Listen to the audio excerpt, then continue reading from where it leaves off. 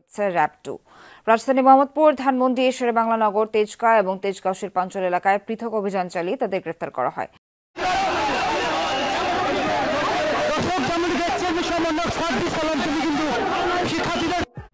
বৈষম্য বিরোধী ছাত্র আন্দোলনের আহ্বায়ক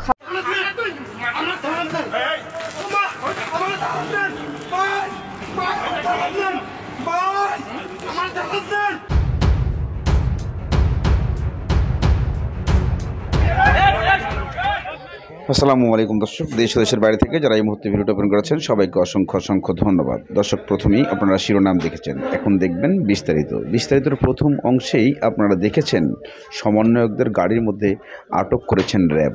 এই সমন্বয়করা বিভিন্ন দিক দিয়ে পালিয়ে যাওয়ার সময় র্যাব তাদেরকে গ্রেপ্তার করে এবং কিছু সমন্বয়ক ঢাকা শহরের মধ্যে আন্দোলন সৃষ্টি করে। সমন্বয়ক সার্জিস আলমকে অবত বিভিন্নভাবে তাকে অ্যাটাক করার চিন্তাভাবনা চলছে, কিন্তু সে ধরাছোঁয়ার বাইরে চলছে, কেননা সে পদত্যাগ করে এখন বর্তমান ছাত্রদের সঙ্গে নেই। তার কারণে হয়তো তার নামে নতুন কোনো মামলা ইস্যু হতে যাচ্ছে, যা করছেন বিএনপি। এমন মন্তব্য উঠে এসেছেন বাংলার এই জমিনে। বিশেষ করে বাংলাদেশে যে সমন্বয়কের বিরুদ্ধে কাজ করছেন জামায়াতে ইসলাম বিএনপি, এমন মন্তব্য উঠে আসছে।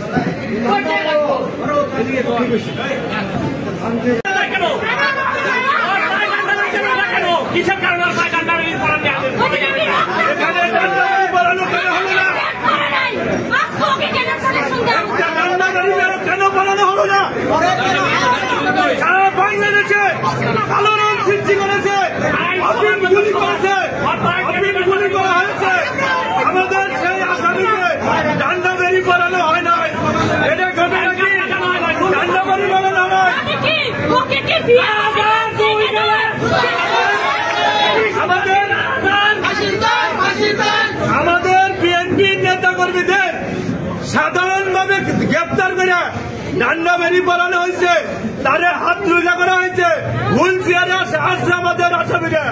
আজকে সুস্থভাবে অফিসে ফায়ার করছে, সেই লোক অফিসে ডান্ডি বেরি পড়া চাইলো, এখানে আনা হইলো জামাইয়া ধরে। এটা কি বুঝাতে চায় আমাদের?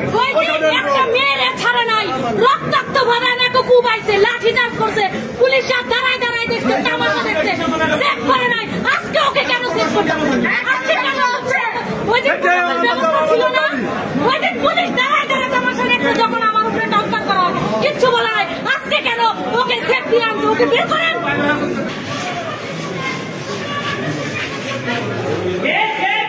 এক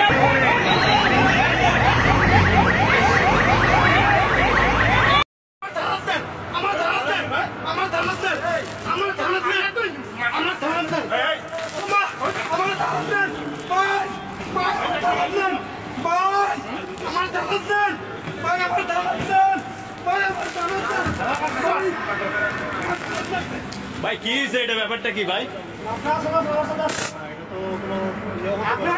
ভাই কি সমস্যাটা কি ভাই জানতে পারি একটু? জানতে পারি না? আমি ভিডিও করতেছি, গাড়িটার নাম্বার নিচ্ছি আপনার, আমার যাত্রী যেহেতু নিয়ে গেলেন এই জন্য নিলাম আর কি। আপনি তো বলেন দেখাবেন স্যার, এটা তো নিয়মটা ঠিক না স্যার।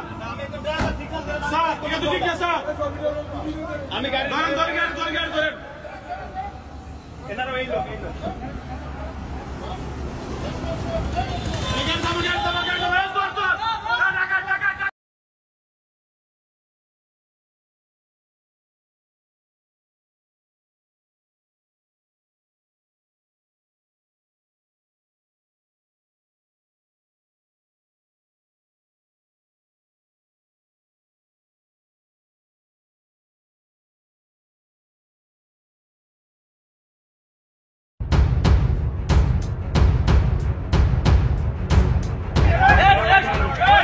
বন্ধ থাকা বেক্সিমকো ইন্ডাস্ট্রিয়াল পার্কের 16 কারখানা খুলে দেওয়ার দাবিতে বিক্ষুব্ধ শ্রমিকেরা গাজীপুরের মোজার মিল এলাকায় চন্দ্রা নবীনগর মহাসড়ক অবরোধ করে বেশ কিছু যানবাহনে ভাঙচুর চালিয়েছে। আগুন ধরিয়ে দিয়েছে দুটি বাসে।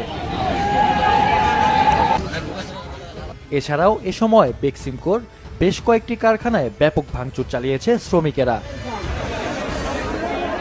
এরপর বিকেলে শ্রীপুরের সানসিটি হাউজিং মাঠে পূর্ব নির্ধারিত কর্মসূচির অংশ হিসেবে সমাবেশ করে কারখানা খুলে দেওয়ার খবর সংগ্রহ করতে গিয়ে শ্রমিকদের হামলার শিকার হয়েছেন বেশ কয়েকজন সাংবাদিক।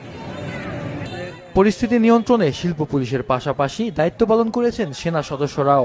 শিল্প পুলিশের সিনিয়র সহকারী পুলিশ সুপার মোহাম্মদ আবু তালেব জানান, শ্রমিকদের বুঝিয়ে মহাসড়ক থেকে সরিয়ে যান চলাচল স্বাভাবিক করার চেষ্টা করছে পুলিশ।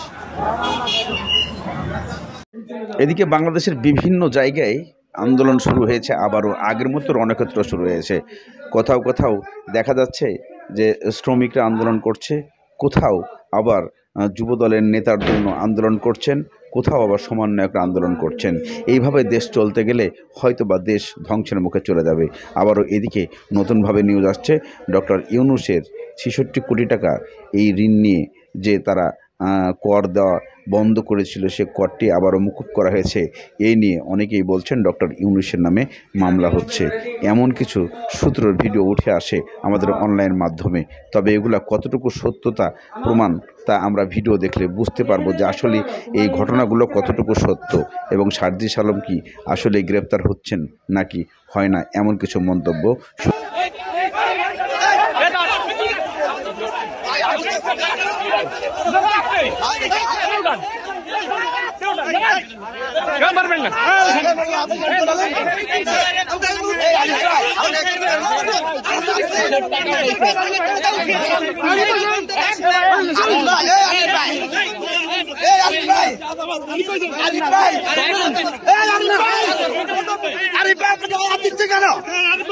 আপনি আমাকে কেন হাত দিচ্ছেন?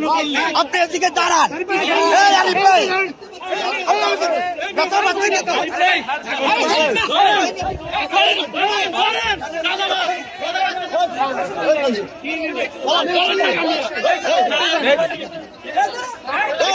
আপনারা কে? আপনারা কে? আপনারা কে? এই আপনারা কে? চাঁদাবাজকে কেন শেল্টার দিচ্ছেন? আপনি কে? আপনি কেন শেল্টার দিচ্ছেন? ওনাকে যাইতে দিচ্ছেন কেন? আপনি কে? আপনি কে? আপনি কে? আপনি কেন যাইতে দিচ্ছেন? আপনি ওনাকে যাইতে দিচ্ছেন কেন? মানে কি? আপনি ওনাকে যাইতে দিচ্ছেন কেন? আপনি কে? ওনার ধরে আনে, ধরে আনে এ পুলিশ।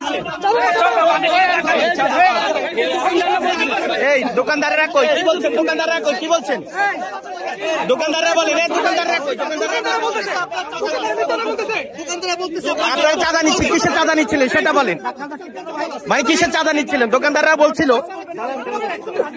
আপনারা কিসের চাঁদা নিচ্ছিলেন? মানে দোকানদাররা বলতেছে কোনো টাকা নেই, কাছ থেকে 1000 টাকা করে নিচ্ছেন।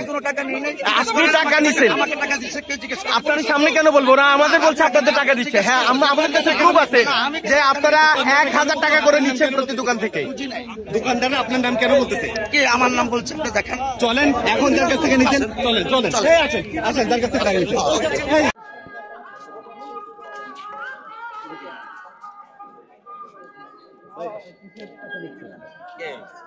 টাকা নিচ্ছেন দেখুন, আপনি কোনো টাকা নেন। আমরা দেখছি আপনি বিশেষ করে কিছুক্ষণ টাকা নিচ্ছিলেন, কিসের টাকা নিচ্ছিলেন আসলে? এখানে দোকানদার যারা আছে আমাদের কাছে ফুটে যাচ্ছে, কিসের টাকা নিচ্ছিলেন আসলে আপনারা?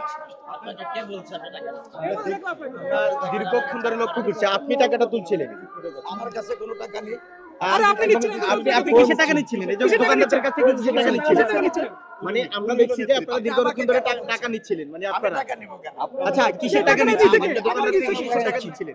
আপনার নেতৃত্বে নেওয়া আছে, কিসের টাকা? আমার কোনো নেতৃত্ব নাই এখানে। কে বলছে আমার নেতৃত্ব? আমাদের কাছে আমরা দীর্ঘক্ষণ ধরে আপনাদের কিসের টাকা নিচ্ছেন? কিসের কোথায়? আপনি জিজ্ঞেস করেন কোন দোকান থেকে নিছেন? আমরা দীর্ঘক্ষণ ধরে এখানে কি করতেছিলেন? মানে এখানে কি করতেছিলেন দীর্ঘক্ষণ? আমি এখানে দোকানদার। আপনি আপনার দোকান কোনটা? আমার দোকান সামনে। আপনি ওখান থেকে এখান পর্যন্ত প্রায় 20 মিনিট ধরে কেন হাঁটলেন? মানে দোকানে দোকানে কেন গেলেন সেটা একটু উত্তর দিবেন। এটা প্রত্যেকটা দোকানে দোকানে গেছেন, মানে সামনে সামনে গেছেন। আপনি সামনে আসেন, একটা সামনে আসেন। টাকা নিচ্ছেন বলেন তো? আপনি টাকা নিচ্ছেন? আপনি আমাদের কাছে প্রমাণ আছে, ভিডিও আছে, আপনি টাকা নিচ্ছিলেন লোকজনের কাছ থেকে। কিসের টাকা নিচ্ছিলেন? টাকা নাই। আপনি আমাকে ভুল তথ্য দিচ্ছেন। আমি কিসের টাকা উঠাবো এখানে? আপনি জানেন কিসের টাকা? আমি কোনো টাকা উঠাইনি। টাকা উঠাননি? না, আমাদের কাছে ফুটেজ আছে। আপনার ফুটেজ থাকলে দেখান। আপনার নাম কি? আপনার নাম কি? আচ্ছা আপনি বলেন, আপনি যে এই যে দীর্ঘ 10 মিনিট ধরে এখান থেকে আরো বেশি সময় ধরে নেতৃত্ব দিচ্ছেন প্রত্যেকটা দোকানের সামনে, কেন হাঁটছেন সেটার একটু ব্যাখ্যা দিবেন। সেগুলো হাঁটছি হলো আমরা এখানে দেখতেছি বেচা বিক্রি কেমন হচ্ছে। বেচা বিক্রি মানে আপনি নিজের দোকান রেখে বেচা বিক্রি কেন দেখছেন? এখন আমার দোকানে বেচা বিক্রি নাই, হাইটাই আমরা সবাই দোকানদার তাই দেখছি। বলে প্রত্যেকটা দোকানের সামনে মানে আপনার আপনার দোকানের সাথে তো বাকি সবগুলো দোকানের তো মিল নাই। সবাই এখানে চিনে। আমি দোকান কি হিসেবে চিনে? কি হিসেবে? আমি দোকানদার। হ্যাঁ, আমি জিজ্ঞেস করছি কি হচ্ছে এখানে বেচা কিনা কম কেন আজকে?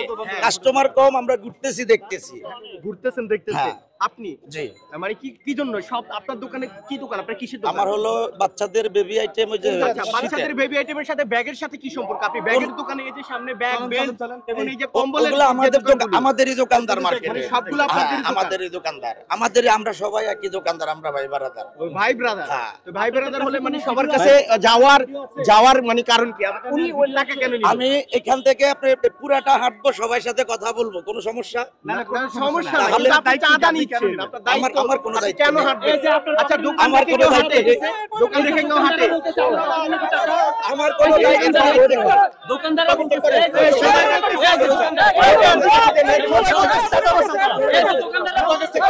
বলো কার টাকা নিচ্ছিলে? কিসের টাকা নিচ্ছিলে? টাকা নিয়ে কিসের টাকা নিচ্ছিলে? টাকা নিচ্ছিলেন? এই কাজা বাইরে থেকে কেন? নাকি দাও? কার কাছে? এই ভাই দিকে আসেন, আপনি আসেন, দিকে আসেন। সাদা করে কই যাচ্ছে? এই যে দোকানদাররা বলতেছে আপনার পকেটে হাত বাড়তেছে কেন? হাত বাড়তেছে কেন? কিসের টাকা নিচ্ছিলেন? আপনি আমাদের কাছে ফুটেজ আছে, প্রমাণ আছে, আপনি টাকা নিচ্ছিলেন। কিসের টাকা এটা বলেন? এই যে আমাদের কাছে ফুটেজ আছে, কিসের টাকা এটা বলেন? বলেন মানে কিসের টাকা নিচ্ছিলেন? ধরা পড়ে গেছেন। আপনি ধরা পড়ে গেছেন। এখন আপনার কাছে আমাদের কাছে ফুটেজ আছে, দোকানদাররা বলতেছে আপনি টাকা নিচ্ছেন। এই যে দোকানদাররা বলতেছে এই কই যাচ্ছে? আপনি কই যাচ্ছেন? আমি কোথায় যাব? আমি দোকানদার, আমার দোকানে যাব। আমার দোকানে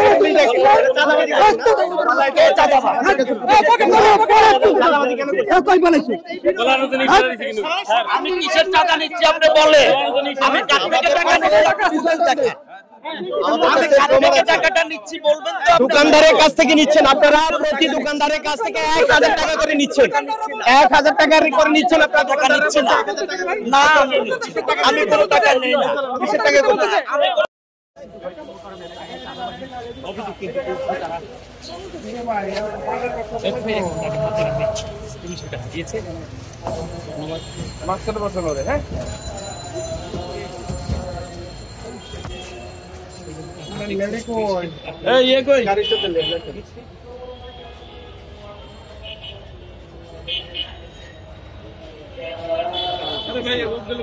ডক্টর মোহাম্মদ ইউনূসের বিরুদ্ধে 1100 কোটি টাকা কর ফাঁকির নোটিশ দিয়েছিল রাজস্ব বিভাগ। সেই নোটিশ স্থগিত চেয়ে রিটও করেছিলেন এই নোবেলজয়ী।